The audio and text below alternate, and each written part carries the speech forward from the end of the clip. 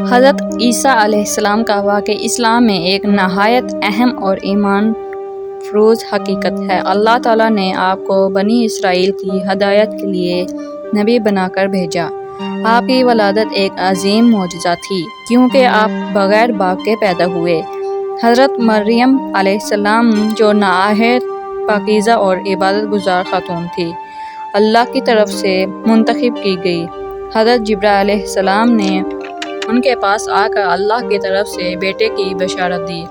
حضرت مریم علیہ السلام نے انتہائی میں ایک جگہ جا کر حضرت عیسیٰ علیہ السلام کو جنم دیا، اور جب وہ بچوں کو لے کر قوم کے پاس آئی تو لوگوں نے الزام لگایا، لیکن حضرت عیسیٰ علیہ السلام نے جھولے میں بول کر اپنی ماں کی پاکدامنی اور اپنی نبوت کی گواہی دی۔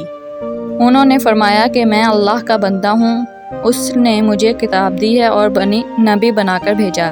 یہ پہلا معجزہ تھا جو اللہ نے انہیں عطا فرمایا۔ حضرت عیسیٰ علیہ السلام نے بڑے ہو کر اللہ کے حکم سے اپنے قوم کو توحید، نیکی، نماز، زکوٰۃ اور نجات کی طرف بلایا۔ آپ انجیل نامی کتاب دی گئی جو ہدایت و نور تھی۔ اللہ تعالیٰ نے انہیں بہت سے معجزے عطا کیے، جیسے کہ مٹی سے پرندہ بنا کر اس میں پھونک مارنا اور اللہ کے حکم سے زندہ کر دینا، مردوں کو اللہ کے حکم سے زندہ کرنا، لوگوں کے دلوں کی باتیں بتانا اور ان کے گھروں میں جو کچھ کھایا ہوتا وہ بتا دینا۔ ان سب معجزات کے باوجود بنی اسرائیل کے بہت سے لوگ آپ کے دشمن ہو گئے، خصوصاً یہودی علماء اور رومی حکمران آپ سے حسد کرنے لگے۔